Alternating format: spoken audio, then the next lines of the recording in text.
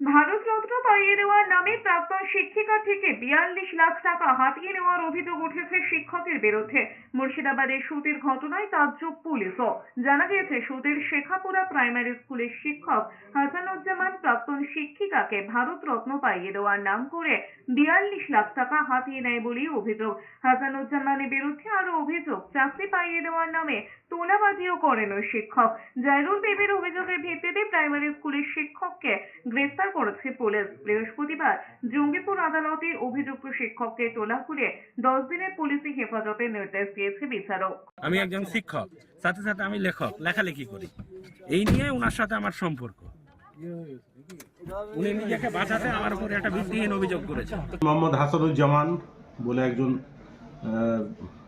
মাস্টারমশাই, তাকে police arrest করে পাঠিয়েছিল কোর্টে এবং তাকে 10 দিন পুলিশ হেফাজতের আবেদন করেছিল।